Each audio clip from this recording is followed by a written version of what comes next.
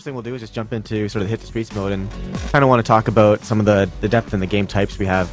So pretty standard, like what a lot of people would expect from a FIFA Street game, perhaps, is 5-a-side. If you've ever watched sort of Nike commercials, Nike 5 commercials, it's very much based on that cage type of matches. 5 players on each team, more physical, maybe a bit more tactical too. But then we got a bunch of different styles too. So Pana rules, for those that know what Pana is nutmeg, or putting the ball through a guy's legs. And the idea is that you get 3 points for doing that, 2 points for putting a ball over someone's head, 1 point for just beating him on the ground. And you're banking these points and you cash them in by scoring. We have futsal, which is kind of what we see as a graduation point from maybe FIFA Street to FIFA. So we know there's a lot of guys who really love the idea of FIFA, really want to get into FIFA, maybe are a bit intimidated because a lot of their friends got in a bit earlier and just will kill them if they go in and play. So FIFA Street kind of levels the playing field, gets them more comfortable playing a football game. Futsal is no walls. You have to, get your passes right. You got to aim your shots properly. You still don't have to worry about stuff like offsides maybe, but fouls start to come into play too. So it starts getting you to the mindset of, okay, what is a proper football game? And then another game mode we have is last man standing. The idea is that you score a goal, you lose a guy. So you'll start with 4 guys on your team. You score, you lose. So you're now 3 versus 4. Or another one, 2 versus 4. And the idea is that you're just trying to get down to 0. And then we have other ways. You can create your own matches using any number of players from 1 to 6. Turning on fouls if you like, with or without goalies for some of the matches. And then, a lot of layers of customization. So people can kind of create the style of game that sort of suits them, that they like to play in, types of environments they like to play in. So we'll jump into maybe this 3v3 game. Now, I do have one question. Sure. Can you, when you're playing online against other people, is that something you can incorporate your own rules, or are you're confined to what's set in the game already? Yeah, I mean, right now you're confined. I mean, one of the things we need to be cognizant of is not fragmenting the online base. So we really want to be sure that everyone can get into a game and make sure there's a lot of competition when they play. We're just jumping into Venice. Again, there's over 35 environments in our game.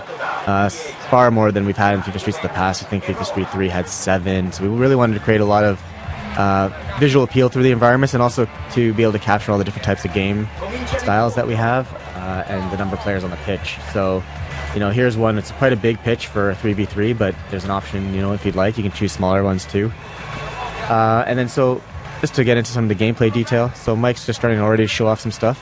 We'll call it street ball control. So all this stuff that you're going to see is kind of new to FIFA Street, different from what you might expect from what you see in FIFA. So what Mike's doing right there, we call, standing control, and pull the left trigger. Think of a racing game. Left trigger is your brake, right trigger is your accelerate. So as you hold the left trigger of the brake, you use the left analog to start moving the ball around. And if you watch street videos on YouTube or something, you'll see this a lot. The idea is that he's trying to bait the defender in. He's trying to get him to maybe miss a tackle. So if he's able to get him, hold the ball forward and then get the defender to bite, he can pull the ball back and then make a move. Like, there he goes, puts it through his legs for a Pana. He can decide to put the ball into the air. And again, putting the ball in the air is quite simple. Just hit the right bumper. You can exit. You can either keep hitting the right bumper to kind of juggle, and then when you're ready to exit, you just pick a direction, and he's going to try to make a move in that direction. So again, try to make it really easy to pull off some cool stuff, but you still have to be able to do the timing right. So it's not about pressing a button and then letting a canned animation play out. That was a lot of the complaints in the previous FIFA Street series. Attacking or defending, you really got to make sure you're timing things correctly if you're going to be able to have like a cool move or stop them. So my question in particular, from some of the hands-on time I've gotten and the way you link up tricks, it reminds me a lot of Tony Hawk in particular, the way you kind of chain your combos together and you're trying to beat your defenders. What other game, were there any other games in particular that you guys took a look at aside from FIFA when you thought about how you can incorporate a different feel from the traditional FIFA Street games? We kind of went in and we ran the gamut on a bunch of different games. So even like obviously SSX is being made up up at EAC too. We learned some lessons from those guys. They were in development probably a good 10 to 12 months before we even started, at least at a concept phase. So we learned some lessons from those guys for sure. They obviously have the concept of chaining skill moves together on a snowboard. and even like fighting games, really, like you think of your Street Fighters, and we might not have to do it in overtly arcade style, but just the basic concept that we'll give you the tools, we'll give you some pieces, and then the moves, the ones that'll end up being the coolest ones that people start sharing with each other, are going to be ones that we've never seen before, because someone's just going to create it as they play.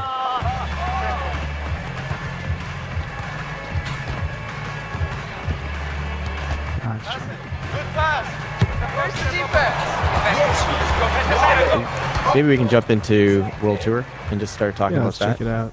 One of the things, as Mike starts going into it, the demo coming out on February 28th is kind of everyone's chance to jump into World Tour before you actually get the game. So we'll have a portion of World Tour available where you get to start creating your squad, and then any progress you make in the demo gets carried into the full game. So you'll be able to play a few matches, start leveling up your players, start leveling up, unlocking some skill moves, growing his attributes, and then carry it into the full game, and you have a team ready to go. The cool thing about World Tour is a fully connected mode, for those that are connected. So all the teams that you'll get to compete against as you play, when you're connected, are teams that have been created by other FIFA Street gamers. So it populates the different teams you compete against.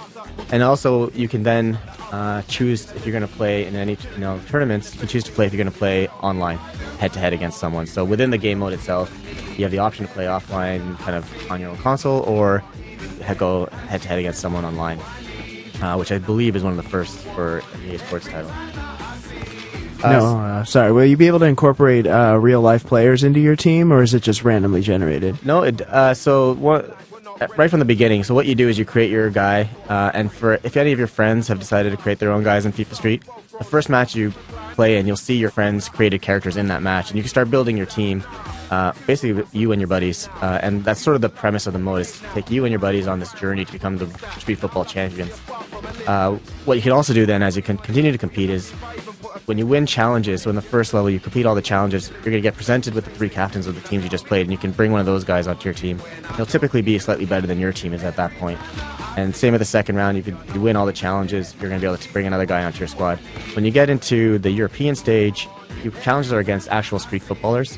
So we've signed about 40 guys that really wanted to be part of FIFA Street, created teams out of them, you'll play them against the challenge matches, you can bring one of those guys onto your squad.